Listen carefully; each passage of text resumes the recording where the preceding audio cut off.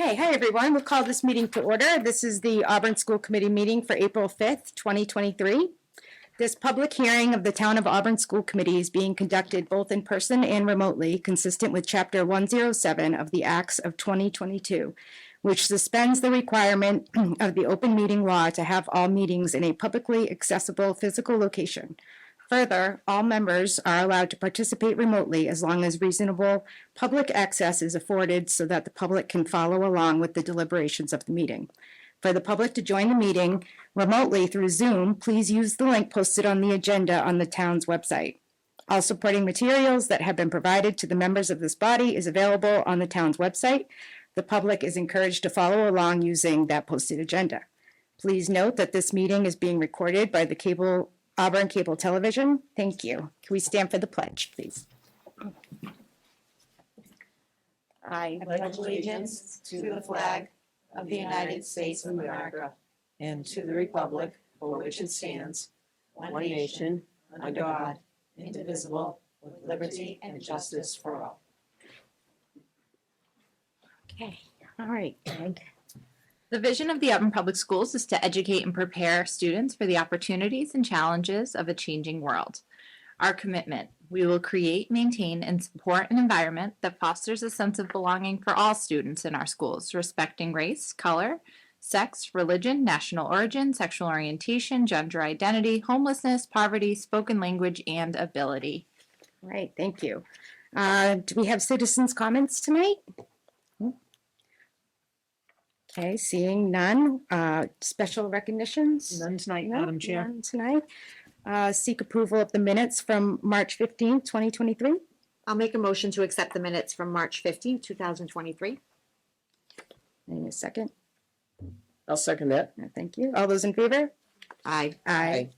It is a vote. We do not have a student rep tonight. I will turn it over to you, Dr. Chamberlain.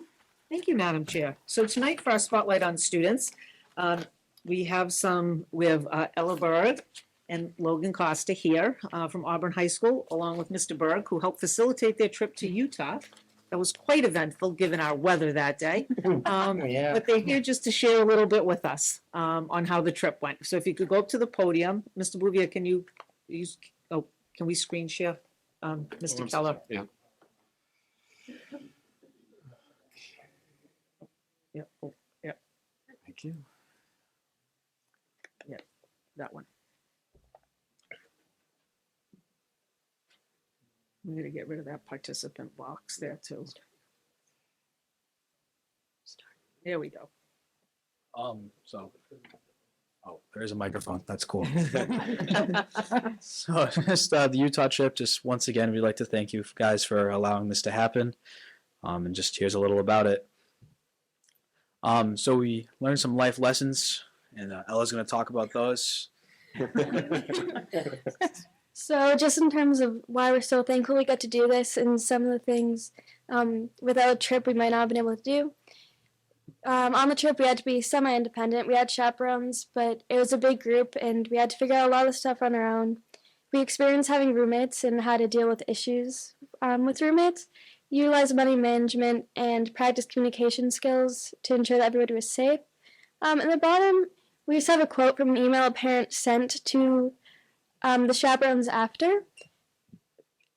The life skills has built her self-confidence, her trust in others, her time management, budgeting, self-care, making good sleeping, eating, and hydrating choices, awareness of the world around her. Just in terms of like the parents are thankful too, and it was a big deal that we got to do this. So, The next couple slides are just group pictures because I feel like if you capture life lessons, they kind of look like they were just forced and faked. So just here we have some good group shots of everybody. It was two people's birthdays, mine and then the guy in the blue.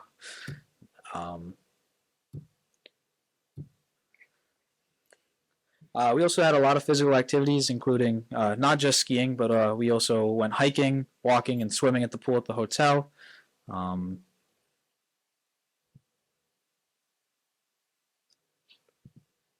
on.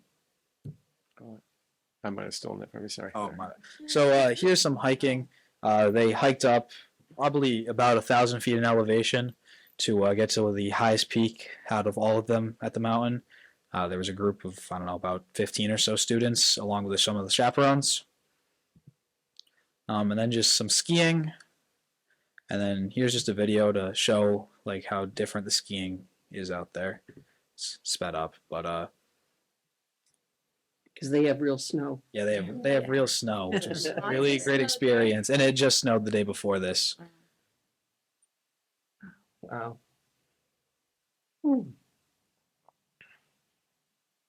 Wow, it's beautiful. Yeah.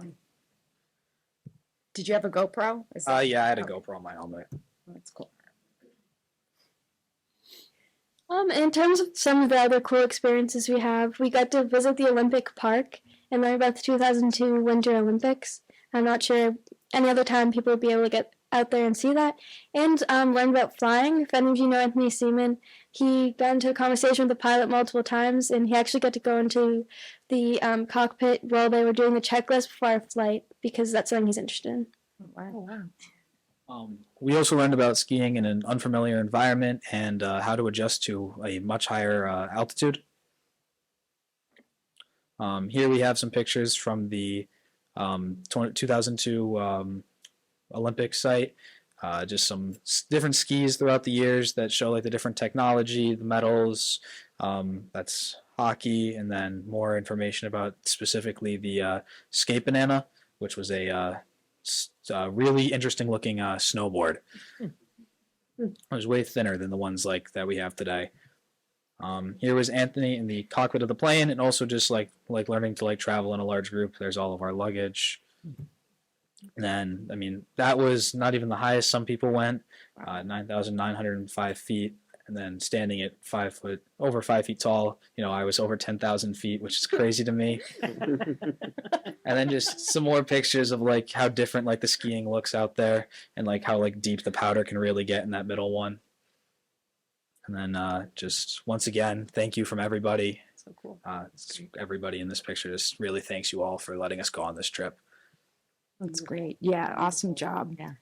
That's great. I'm glad to see this too. This is a great wrap up of we certainly were biting our nails getting you guys off the ground today. We were wondering if you guys were gonna make it with the weather. Yeah, it was very stressful. But The weather, just packing the bus that morning. yeah. That was a little close.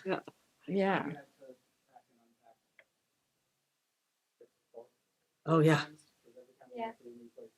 Yeah. Oh, wow. Oh wow. Everything organized. Oh my gosh. How was being in the airport all day? What do you do all day? Well, luckily, most of the flights that day were canceled, so the entire like American Airlines section of Logan Airport was just nobody there. So there was pretty much had the airport to ourselves until about 5 o'clock that night. Nice. So it was really not like anything too crazy. If it had been like a crowded full day at the airport. Cool. It's good. We planned it that way for you. Thank you. How many went? Do you know the number? 46 kids. Wow, Six kids. awesome. Excellent. That's great. And I heard there were scholarships given out from the Broder Foundation. We didn't have anybody apply for the Oh, okay. foundation. We had offered it, but they did some fundraising. Awesome. Awesome. Great. Good, good. Awesome. Would you go again? Absolutely. Yeah. It was awesome. Nice. Great. Well, we're Excellent. glad it went well. Yeah. And thank you for sharing. representing Auburn well. Yes. Thank you. Nicely done. Good job, guys. All right, you are free to go. Thank you for coming to share. Have a good night. Ella, are you going to Dartmouth? No. Wow. I was like, I know your dad went there, so. Thank you. Thank you, guys. Well, that was great. All right, so there's no unfinished business. No unfinished business this evening, Madam Chair. All right, we'll move on to new business. So this evening's public hearing is regarding the FY '24 proposed school budget totaling $30,132,276. I'm going to get up and join the leadership team in a moment to give an overview of the budget process. Then each member of the leadership team will read aloud their request for their school or department. Anyone is welcome to ask any questions in between each of those readings. And Madam Chair, would the committee entertain a motion to open tonight's public hearing on the FY '24 budget? Seek a motion to open the hearing. I'll make a motion to open the hearing. I'll second. All those in favor? Aye. Aye, it is a vote, and we will start out with Dr. Elizabeth Chamberlain. We'll open the public hearing with opening comments, and then I will introduce each speaker.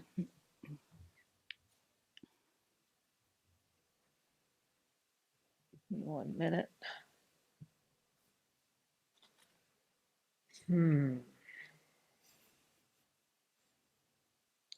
Where did my...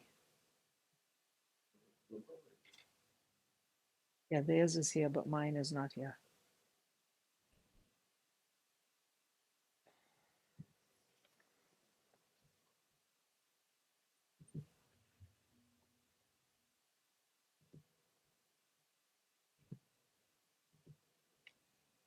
Be patient, friends. There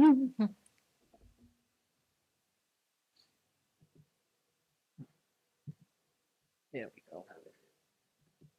Okay, back in action.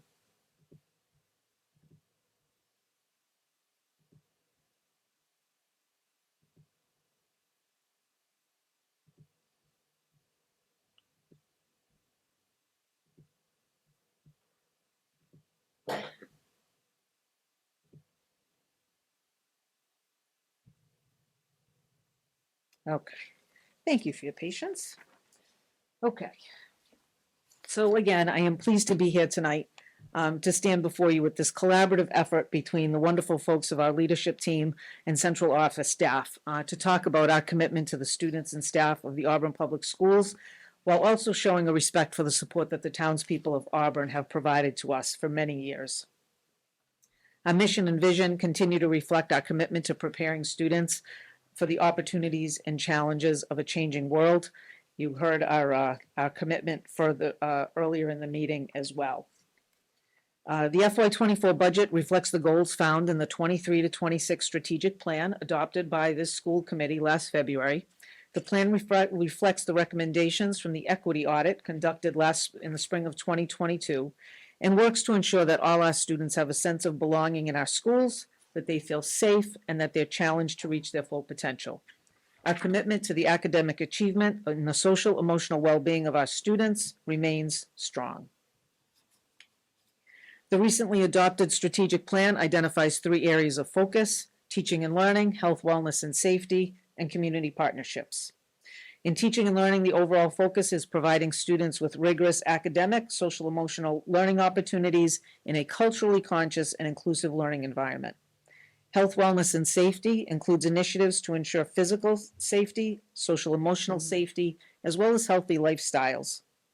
Community partnerships has always been a hallmark of the Auburn Public Schools, and we want to make sure our students become civic-minded individuals and that our partnerships with the community and our families work to enhance the experiences of our students. Here I'm showing you a historical representation of the enrollment in the Auburn Public Schools. You'll see reflected that our overall enrollment for this year stands at 2,570 students. This is lower than our highest enrollment year of 2018, that was at 2,637 students. I'm also sharing with you class sizes. For the most part, they remain steady as they have in previous years. We tend to find the most fluctuations in enrollment between Packagug and Bryn Mawr based on where that is, and we're working on some creative strategies to help to address that. At this point, our current enrollments for kindergarten are pretty much, they're in the same ballpark, but we're a long way from having our full enrollment yet for our incoming K. So we'll see how that works. As the committee well knows, this was something presented to you at the last meeting. This year we have 17 school choice students at Auburn Middle and 58 at Auburn High School for a total of 75. For the 23-24 school year, the committee has approved an additional 15 both at AMS and at AHS. We have 13 graduating school choice seniors this year and a small incoming grade 6 class with an enrollment of only 170 students. We're in the process now. Applications have closed as of March 31st for school choice. So in the next week or so, we'll start looking at that with who we can take in. It will be grade level dependent. So based on where we have space. So particularly sixth grade, but not so much in seventh or eighth grade, for instance, at Auburn Middle School, because those class sizes are 226 and 210. I'm also sharing with you information on free and reduced lunch. You'll see that this year, some of our percentages of students receiving free and reduced lunch have declined a little bit. I suspect this is due in large part to the fact that lunch has been free for all students, so folks haven't been as diligent in completing the application. We hope to hear soon from the state as to whether or not universal free lunch will continue. And it is my hope that the folks up there on Beacon Hill have the sense to do that and find the money to do it. It's been a great benefit to our families and to our kids. We've maintained our staffing level, right, to reflect the class sizes that you saw on the earlier slides, 25 or less at elementary and appropriate at middle and high. Also maintaining our staffing levels for special education staff to meet the needs of students with disabilities. The October 1st student enrollment counts were used. Basically, we level funded school-based materials and supplies pretty much across the board. The only new positions that are reflected in this budget is one special education teacher and one ABA support staff for a substantially separate classroom at Swanson Road. We had one there several years ago, and then because of student enrollment, we kept some students at the primary, moved some up to the middle school so that we didn't have to have a program at Swanson Road. But with the incoming kids, it looks like we'll have 8 students entering Swanson Road that will need that support. And thus, that's why we're requesting those new positions. We continue to focus on the social emotional well-being of students. We know that if they are scared or sad or traumatized, they're not going to learn very well. So we've done a lot of work around that. Right now, Mr. Keller and Mr. Walton and I are working on looking at where IAs and ABAs are currently assigned, along with where students will be for next school year, because we will have to shift staff, which is a typical thing that we do based on the needs of the students. So we're working on that right now. Our nursing corps is strong. We have our lead nurse position that's very robust, and we have some support so that we are very good in relation to coverage for when nurses are out sick, which has been very helpful. We've level funded expected grant monies based on FY23 for the 240 grant, IDEA, Title I, Title II grants, because we never know really what we're going to get, but it seems to always be in the same ballpark. We've projected Medicaid reimbursement to be $125,000 as adjusted and approved at the fall town meeting. Special education circuit breaker is anticipated conservatively at 70% for FY24 budgeting purposes, and busing registration fees will be used for $145,000 of offsets within the budget. We continue to use offsets from revolving accounts, building rental, Satellite Galaxy, as well as preschool and the athletic revolving accounts. Participation in school choice currently filled with 75, and we'll wait to see if we go up as, I don't know what we have for applicants yet to see what our final number of accepted school choice students will be, but I suspect it will be more than the 75, which will also be beneficial to the budget and our school choice funding. As was the case in FY23, we budgeted for 11 regular education school buses, making the assumption the same number will ride. We're still waiting for folks to register and hope that they do so soon. Increases in electricity, fuel, and contracted services are being seen across the country, and those are reflected in the budget as well. Oil pricing for FY24 was bid in conjunction with the French River Collaborative. It came in at 3.0442 per gallon. And the current electricity contract was actually negotiated last spring in collaboration with the town and reflects a 0.1251 per kilowatt hour cost. So we really, I think, got in under the gun with that one. That Cecilia worked very hard with Julie and Ed at the town to get a really good price on that, because we could be in a much different situation with that this year if they had not done so. So that was great. There's continued use of the solar credits from the rooftop arrays at the middle school and high school, along with credits received from the town solar project in Rutland.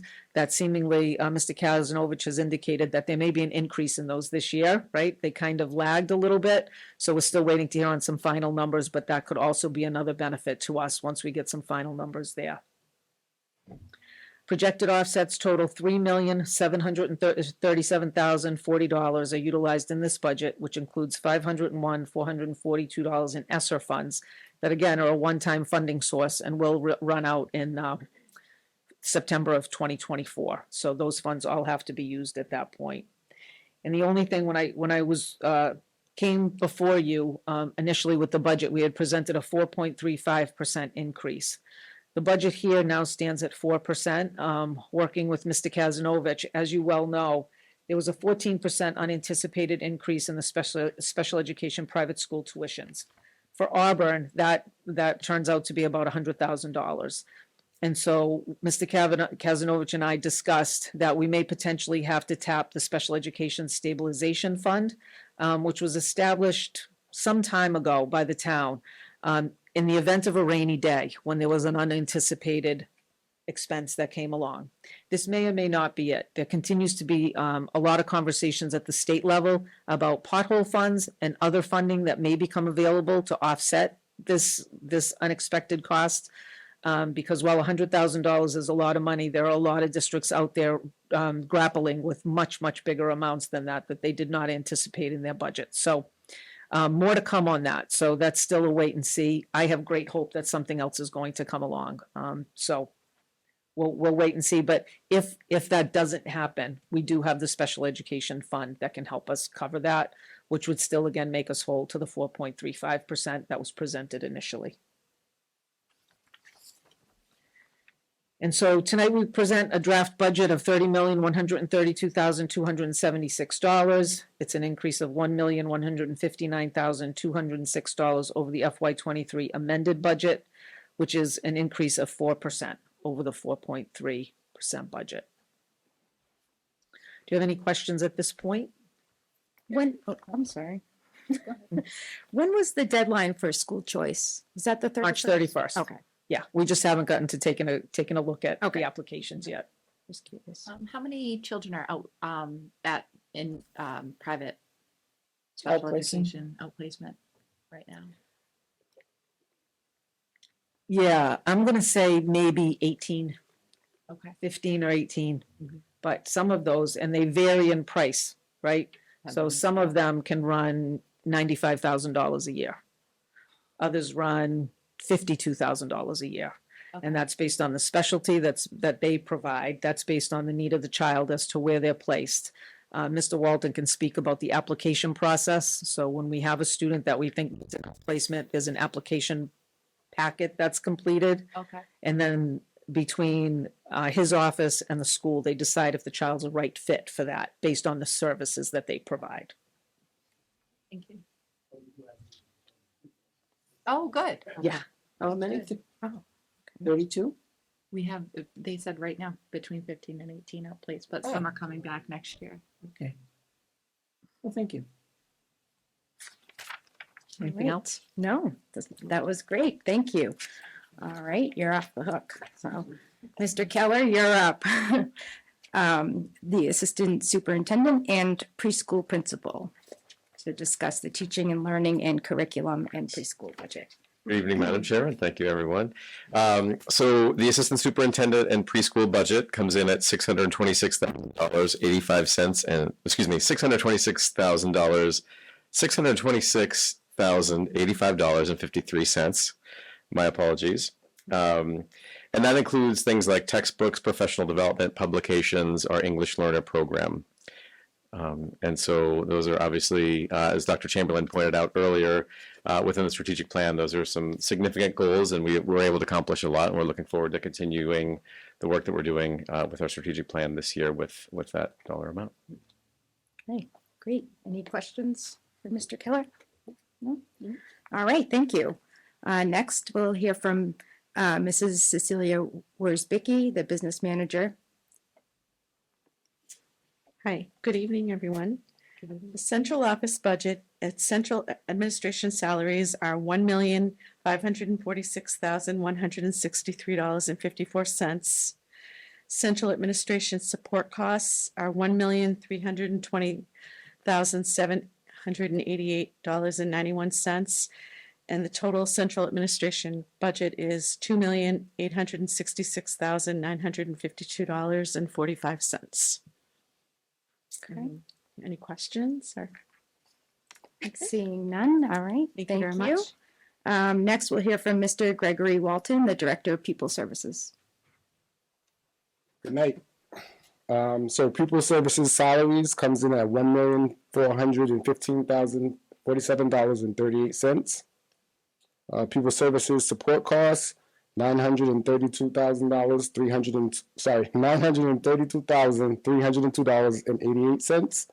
And then total costs comes in at $2,347,350.26. Okay, anyone have questions? Just one, do your numbers include the outplacement costs, or is that a separate line? So I'm new to this, so I do not know. Through the chair, yes, they do. Is that they include in the So that would be support cost? yes. Okay. Thank you. Good question, all right. And now you know, see? All right, great, thank you. Next up, we will hear from Mr. Joe Fahey, Director of Facilities. Hi, good evening, everybody. I only have one line item here. So $291,742.79. Okay, short and Thank you. sweet. Yeah, right. Thank you, Madam Chair. It's a small number. Any questions for him? Nope, seeing none, all right, thank you. Have a good night. Too. Next, we will hear from Mr. Eric Bouvier, the Director of Technology. Good evening. Thanks for your continued support. The technology costs this year are $230,096.20. Thank you. Any questions? Seeing none, all right, thank you. Next up, Mrs. Brooke Beverly, Bryn Mawr Elementary School. Hey, the Bryn Mawr salary is $2,542,237.48. Bryn Mawr support costs include $91,645. Bryn Mawr total budget for $2,633,882.48. Any questions? Nope, all right, thank you. All right, Mrs. Jennifer Stanek from the Packagug Elementary School. Thank you, Madam Chair. For Packagug salaries, we have $2,184,267.86. Packagug support costs equal $120,267.30 for Packagug's total budget of $2,304,535.16. Okay. Any questions? Nope, seeing none. Thank Okay, you. thank you. All right, next, Dr. Susan Lopez from Swanson Road Intermediate School. Good evening. Swiss salaries is $4,667. $4,667,163. Swiss support costs $217,581.25, and the total Swiss budget is $4,884,744.25. Okay, any questions for Dr. Lopez? Okay, all right, thank you. All right, next is Mr. Greg Desto from the Auburn Middle School.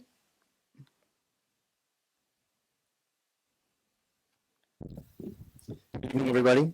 Good evening. Auburn Middle School salaries, $5,525,612.18. Auburn Middle School support costs, $319,953.97. And the total budget for Auburn Middle School, $5,845,566.15. Okay, any questions for Mr. Desto? All right, seeing none, thank you. Thank you. Next, Mr. Daniel DeLongchamp from the Auburn High School.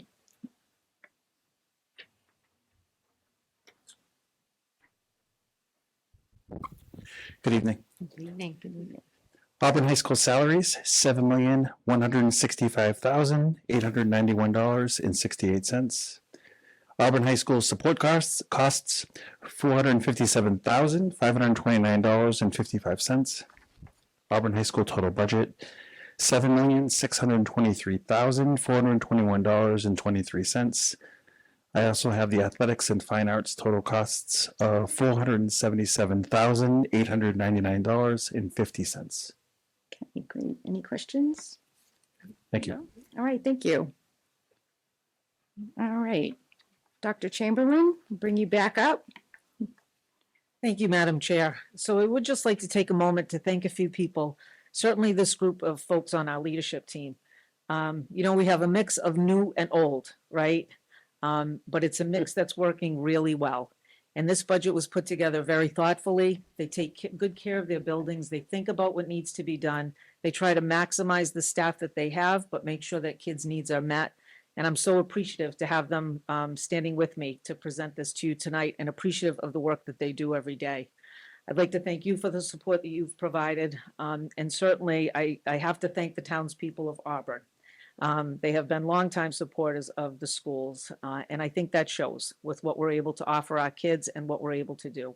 So I thank them. I thank all of you. And I will paraphrase, but I think Nelson Mandela said, right, history will judge us by how we treat our children. So I appreciate all that you do, and thank you. Oh, thank you. That was wonderful. I know. Yeah, you're getting claps from. Hey, that's the second time today. No, very well done. Yeah. I mean, you guys really keep the town going. We've never had any pushback from the residents, and because they know it's money well spent. It's a very frugal budget. There's no bells and whistles in there. It's, this is what we need. So, thank you for doing what you do on a shoestring budget, basically. And that hasn't always been the case, right, Mrs. Holloway? Yeah. Come a long way. We have, we very much have. Do we have any further questions or comments? No, thank you very much for coming and presenting and doing all this hard work. I wouldn't want to have to. I wouldn't want to read those Numbers. numbers. Yeah, no. All right, Madam Chair, then I think we question. could entertain a, oh, you do, I'm sorry. One quick question. Why do all the figures have some change in it? 25 cents, 87 cents. That's Mrs. Worsbich. Yeah, I figured. Down to the penny. My mother was a bookkeeper. That's how she did it too, but I never got it. I round it. Round it up. Yeah. But thank you for your accuracy. All right, Madam Chair, if the committee would entertain a motion, we can close tonight's public hearing. I'll make that motion. I'll second. Okay, all those in favor? Aye. Aye, it is a vote. All right, thank you, everyone. Thank you. Yes, thank you for Thank sticking you. around. That's a long day for all of you. At least we start the meetings earlier now. I know, I Yeah. agree. Well, yeah, at least. Aye, yeah. thank you. Aye, Thank you so much. That was a great. Have a good Bye, night. thank Take you care. too. Take care. Hi, thank you. Bye. I like your pillars. That's so pretty. Bye. Have a good night. Oh, Joe. Now, what a gentleman. Chivalry is not dead. Have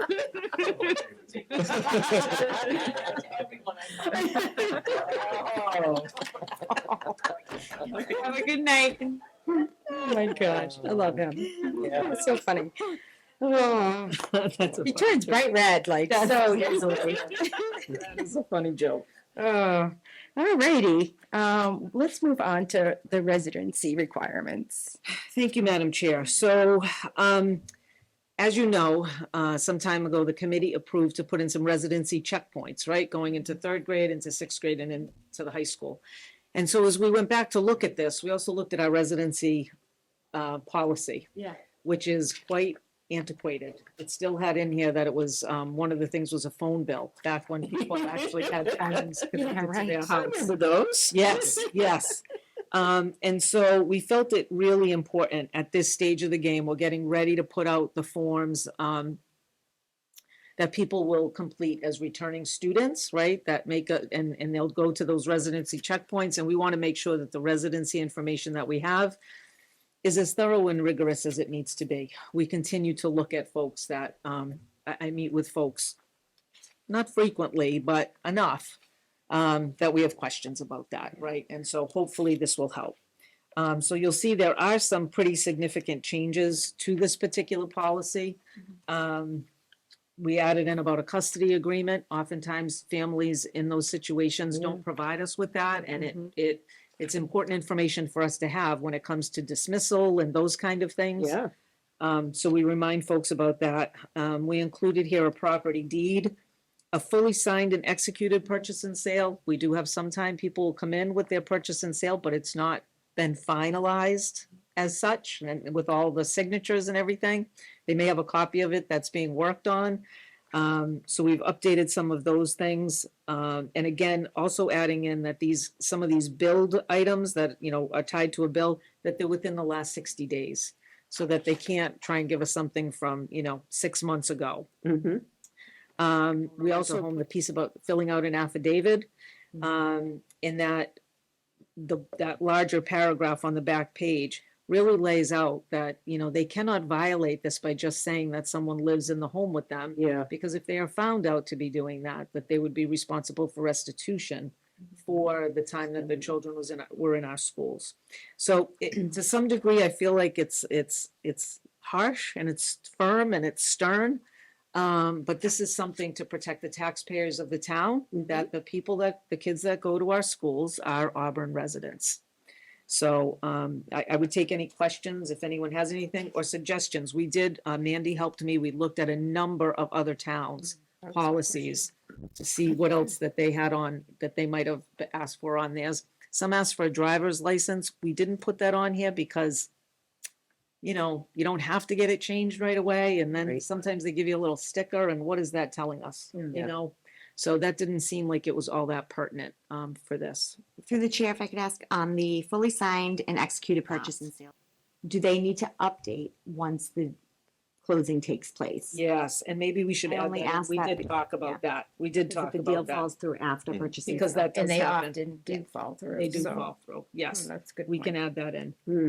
Through the chair, the utility bill, why are we getting rid of that?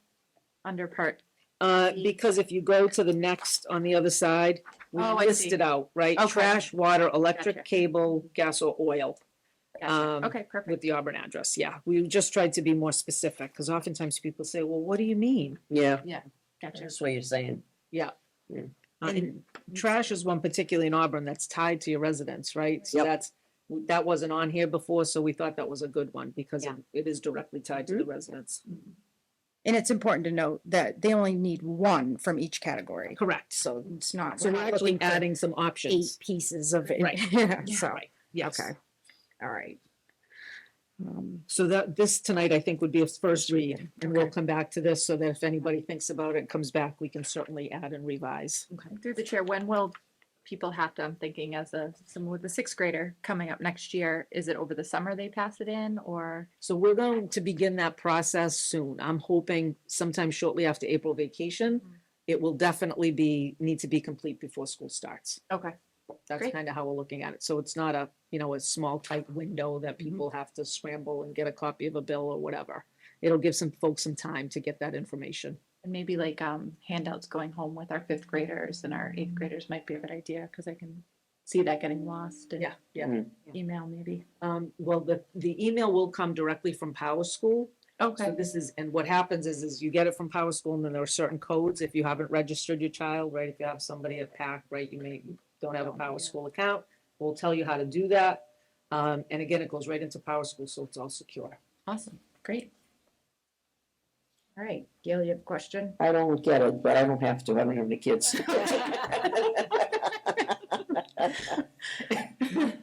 Just how to sign up. Back in the day, you used to have to fill out, like, we used to send home, I'm gonna forget what they were called, but we would run a report with your child's information out of our information system, send it home to you. You made the corrections, it would come back, the secretary would have to change your phone number, change your emergency contact, whatever you change, doctor, and would have to put all that in. Now what will happen is you'll get an email, you'll sign into Power School, you put it in, then the secretaries have to just go through a verification process, but they don't have to input all that information. So if it all looks good, they just clear it, they put it in the system, and now each year your information's up to date. That's So the parents don't have to come in with all this. Well, and this residency, they can take a picture of it and they can upload it. Makes it easier. Yep. Way Yeah. easier on the secretary. So even the secretaries don't have to handle it, you know, unless someone does bring it in, which is also fine. Mhm. But I think the majority of people will just do it electronically. I was just gonna say through the chair, we're not, Auburn's not alone. On my listserv, I've been seeing a lot of people, districts, saying that there's been residency issues and having to check on things. So I think it's a great idea that we're trying to shore things up so that make it clear, like, Yeah. who is eligible. Yeah, we do spend a lot of money on each student, the taxpayers do, so it's important that, They live here. yes, yeah, so. I think it's a good idea. Okay, one second. And one more thing related to policy. So we did put together a policy committee, Ms. Grillis, Ms. Harrington and myself. And since we did that, the MASC site was, it was, not an attack, right? But it was, they violated the site. Oh. So that policy book has all been, there's been no access straight for 2 weeks. Like there was a whole ransomware thing and all this stuff. So that's why the policies we did, you can't get access to anything. They're in a bit of a panic about it too, but they finally just sent out an email today that they've confirmed that everything will be back, like that they can actually get it all back. Yeah. But now it goes back to like February 28th when they have to update again. So they are in a disaster with what they did. So once we get access to that again, the updates that we've talked about bringing to the board will happen, but we've just not had access. We jumped the gun on that. Yeah. Yeah, wow. Yeah. All right, and we didn't see, I mean, there were no major, huge changes. A lot of it was, Yeah. getting rid of, ones that This weren't honestly is relevant. the biggest change, is this residency Yeah. one Yeah. for policy. Yeah. All right, sounds good. Looks like you've done enough tonight, Mr. Allen. He does have one Keller, thing if he Mr. could Keller. add in. Oh, sure, go Yeah, I ahead. just wanted to mention, so next Wednesday night, April 12th at 6 p.m., we are having a parent webinar on Zoom. It's on bullying and cyberbullying. So Dr. Chamberlain had set that out yesterday. Dr. Megan McCoy is with the Massachusetts Aggression Reduction Center, which is at Bridgewater State University. They do a lot of great work on bullying and cyberbullying. So she's going to be talking about it's for parents pre-K through 12 to hear about bullying and cyberbullying, how you can support your children, things and ways that you can both respond in case there's a situation that is bullying or cyberbullying, but also ways to work through them and help prepare them for conflicts and conflict versus bullying kind of thing. So she does a really nice job. They do a really solid job in general. So I just wanted to make mention of that. Great. Can you We'll post do that it. on Facebook too? Oh, yeah. Yeah. It's like, that's where everyone gets their information now, so. And we're due at the high school on the 12th, right? Yes, we're at the high Yeah, school on the yeah. 12th. That's not a live meeting, is it? I don't think so. Okay. No. All right. And is there also a program for students? Yes, so, thank you. So in addition to that parent evening, we are working at the schools. So each school will have a presentation in person from Dr. McCoy.